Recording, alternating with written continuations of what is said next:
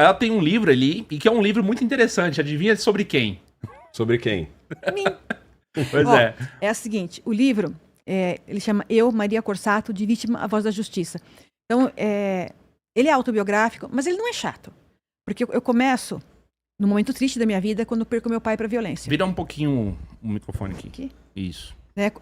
Quando eu perco meu pai para violência. Eu já era policial, eu tinha 23 anos e meu pai é assassinado. Ele vai trabalhar, ele era motorista de ônibus, e ele toma 2 tiros em cima do volante e morre ali. Foi assalto? Ou execução? Aí vem a segunda parte. A polícia, que é a casa que eu pertencia, não investigou direito. Porque ele era pobre e a linha dele era em frente a um lixão. Então, ninguém foi atrás.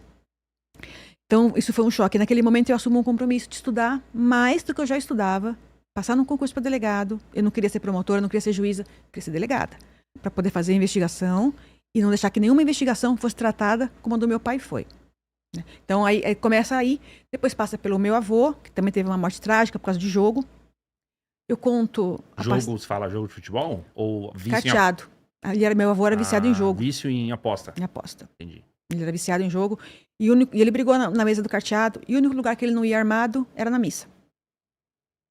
E aí, então, o cara matou ele saindo da missa. E quem desarma o cara que matou foi a minha tia, que tinha 23 anos. A mesma idade que eu tinha quando meu pai morreu. E aí, eles descobrem, antes da missa de 7º dia, que meu avô estava quebrado. Tinha perdido tudo. E elas têm que se reinventar para poder tocar a vida. Então, passa por isso.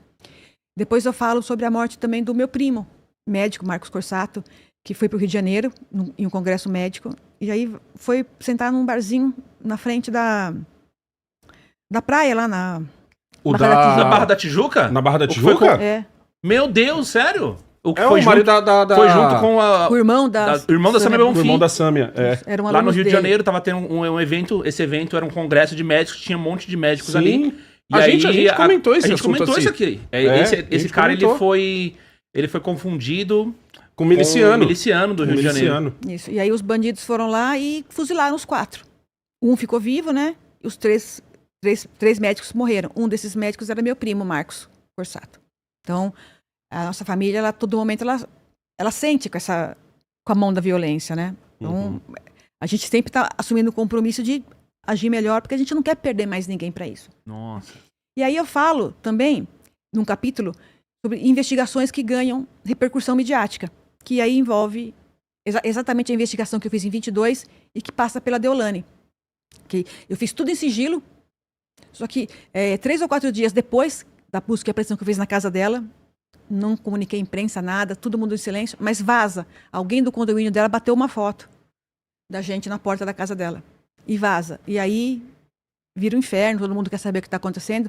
Ela fica mais brava, né? Porque aí ela precisa da devolução dos carros o mais rápido possível, porque ela precisa do símbolo dos carros devolvidos para dizer que estava tudo certo na vida dela. E quando ela vai à delegacia, que ela briga, né, por conta disso, eu falo assim, olha, vocês pediram para o juiz, não vai ser entregue hoje, agora tem que esperar o juiz decidir. E o sistema estava com defeito. Ela já sabia, ela e a advogada já sabia que o juiz tinha negado. Só que eu não sabia porque eu estava sem sistema. Então ela queria que eu devolvesse, ela fez uma pressão danada, ela e a Adélia. Porque ela é advogada também, né? Fizeram uma pressão danada. Ela chegou a bater a porta, chamar o meu serviço de palhaçada. Foi uma coisa feroz. E eu falei, não vai. O embate aconteceu com a Deolane desde o começo, no primeiro dia, na busca e apreensão, até a condução da delegacia, você estava presente. O tempo todo. E essa pressão de você tá querendo ou não, quando você faz uma investigação contra uma pessoa famosa, aí vem a mídia junto, vem a repercussão das redes sociais junto, né? Vem essa questão de, tipo, se você errar 1 milímetro ali, seu pescoço ali é decepado na hora. Essa foi a vez em que ela ficou presa, e aí quando ela foi solta, ela voltou porque deu entrevista? Não. Foi antes dessa? Foi em 2022, quando é apreendido o Porsche dela. Ah, tá. Em 2022, fui eu que aprendi esse Porsche. E, na verdade, foi o Porsche e um outro carro azul, acho que é a Discovery, né? Que é um carro maior também. Sim. E porque ela, era uma investigação que iniciou a mando do Ministério Público, aí ela desdobra. Investigação tem isso, ela começa a dar filhos. Ou então, ou a gente chama de filho ou de metástase, porque ela vai desdobrando. Então, desdobrou para um produto que ela anunciava, que era meio estranho. E então foi pedida a busca e apreensão dos veículos, relógio, objetos de arte, tudo que guarnecesse a casa e que simbolizasse ostentação. Teve alguma coisa que você encontrou na casa que não saiu assim tão bem na mídia, mas tinha? Faz parte da busca e apreensão? Nós levamos os carros, né? E a gente tinha que levar joia, relógio, se tivesse dinheiro na casa, se tivesse obra de arte, tudo que representasse ostentação, tudo aquilo que eles usavam para a prática do crime. E como era isso? Você demonstra que você tem relógio caro, etc., para as pessoas saírem comprando aquilo que ela estava vendendo. Então tinha que ser tirado. Mas eu consegui lá achar só os carros, porque os relógios que ela tinha lá eram falsos, joia que tinha também, bijuteria, aparentava ser joia, mas era bijuteria, essas coisas que foram aprendidas lá. Mas relógio nenhum, relógio dela era original, era tudo falso. A primeira investigação, então, da Deolane tinha o fundamento era investigar por quê exatamente? Lavagem de dinheiro já? Essa primeira que começa é crime contra a economia popular. Ela anunciava uma espécie de um software que ajudava a pessoa a fazer aposta em bet, jogo de futebol. Eles criaram um grupo, nesse grupo soltava lá as dicas. Olha, aposta agora, aposta X, vai ter jogo no primeiro momento, não vai ter jogo depois. E aquilo não estava bem explicado como aquele software funcionava. Então, naquele momento, tinha que observar aquilo. Então, foi investigado ela, os donos da empresa. E toda vez que a gente tem uma investigação que fala em crime contra a economia popular, a gente tem que pedir, eu costumo, ou fraude, etc., eu peço COAF. E foi pedido COAF das pessoas envolvidas. E o dela retornou com informações preocupantes. Informações, eu não vou falar do meu caso, porque o meu caso ele foi arquivado, mas continua com segredo de justiça. Eu vou dizer para vocês que tudo aquilo que foi falado na entrevista coletiva sobre transações que envolvam o PCC, transações milionárias de dinheiro que não tem lastro para acontecer, já indicava lá no meu. Já indicava lá. Já indicava lá. Entendi. E uma delas... Essa é a questão do desdobramento. Começou ali, aí a suspeita de algo errado rendeu uma outra investigação separada, que essa sim foi focada nisso. Aí eu também instaurei um segundo inquérito, que aí apareciam... Comecei a monitorar a rede social dela, então aparecia ela e as irmãs promovendo, né, naquela ocasião, o jogo do foguetinho, que naquela ocasião não era permitido. Então foi instaurado um outro inquérito. E aí elas perturbaram no máximo para não deixar que a investigação acompanhasse. E eu encerrei os 2 primeiros. O terceiro inquérito, em janeiro, eu falei para o juiz que não tinha mais condição de tocar. Porque todo dia elas colocavam uma petição. Eu tinha que parar tudo que eu estava fazendo para responder aquilo em 24 horas. E aí, então, começou a travar o meu cartório, aquilo começou a prejudicar demais. E aí, eu fiz um ofício para o Ministério Público comunicando todas aquelas transações irregulares. O que faz essa petição? Essa petição, ela pede o quê? Explicações do que está acontecendo? Tipo isso? Por que estava demorando e não estava demorando? E ela fazia isso na corregedoria, ela fazia isso no Ministério Público, ela fazia isso no Judiciário. E aí você tem 24 horas para responder? Porque tem que ser urgente. Caraca! E aí, dane-se, se você está fazendo o seu trampo... Aí, todas as pessoas que estavam lá intimadas para aquela tarde, eu cancelo todo mundo, vai todo mundo embora, porque eu tenho que parar para responder a petição de urgência. Isso é uma técnica que advogado usa muito. Quando eles querem tirar o delegado, então eles perturbam, a um ponto que o cara não consegue fazer mais nenhum outro serviço. Então ele começa a ter problema nos outros casos, porque os outros casos não andam, porque ele só tem que tocar aquele. Então, ela e a Adélia são muito inteligentes, sabe? Você não pode chamar de burra, não, porque são inteligentes e perturbaram bastante. E eu também tinha um outro caso de roubo de celular, quebra-vidro, que por acaso, numa outra busca e apreensão, caiu um cliente das irmãs dela. Então, elas também faziam esse negócio de colocar petição sem parar naquele outro caso. Então, durante 6 meses, só trabalhei para a família dela. Caraca! Mas explica uma coisa, então vamos lá. Mas aí foi tudo aqui. No estado de São Paulo foi tudo arquivado. Maria, não consigo nem compreender, mas foi tudo arquivado. Tudo bem. Mas eu vi o conteúdo do negócio. E aí as movimentações financeiras que você viu lá em 2022, você já falou, pô, tem coisa ali e tal. O COAF mandou ali os valores, você falou, pô, não tem lastro. Lastro é justamente assim, não tem como você apontar a origem, entendeu? E mostrar pra que é. Então, naquele momento gerou uma suspeita. essa outra investigação, que foi essa que ela chegou a ser presa. 24.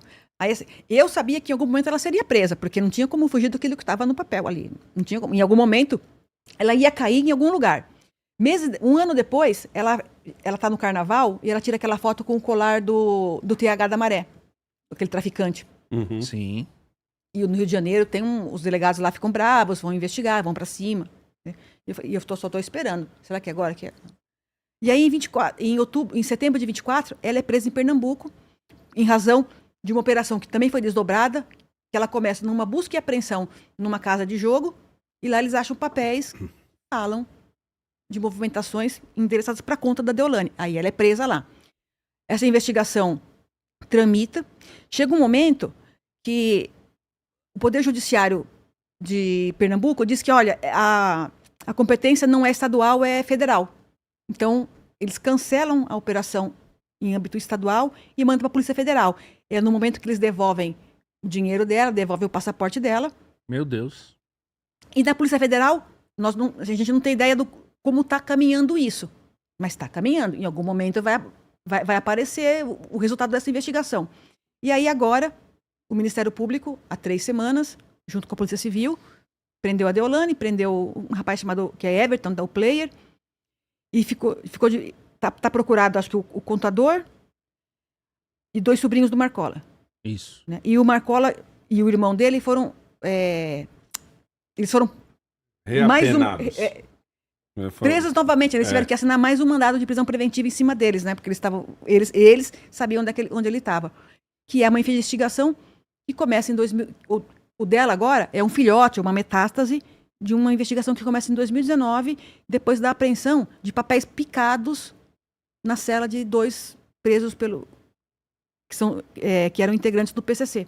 Então, começou uma investigação lá em 19, aquelas coisas picadas. Então, tinha planejamento da morte de agentes públicos, tinha informação de lavagem de dinheiro. Então, foi saldo um inquérito.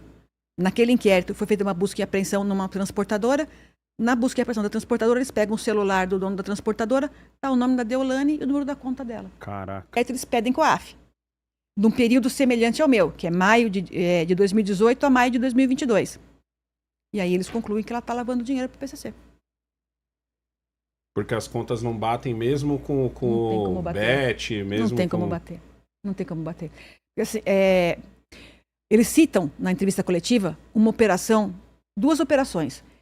Que ela recebe 80 mil reais na conta pessoal dela e depois ela recebe 630 na conta de uma empresa. Uhum. Dá 700 e poucos. Essa operação, naquele ofício que eu faço em janeiro de 23 para o Ministério Público, eu cito essa operação. Por que chama atenção? Porque o dono dessa empresa, eu vi o nome e levantei, ele é uma pessoa semi-analfabeta, ganha um salário mínimo por mês e a empresa está montada praticamente no fundo de um quintal. Caramba. Como que uma empresa com essa característica levanta quase 750 mil reais para pagar um contrato de publicidade?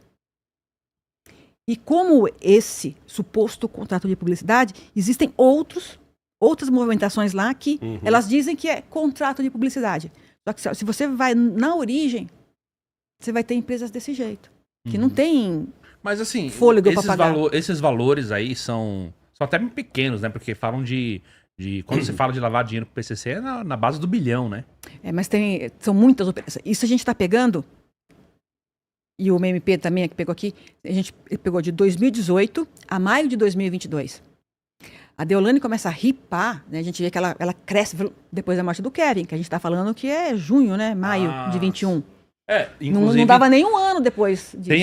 Tem um debate, você vai lembrar, Negão, dela com a Lady Fontinelli.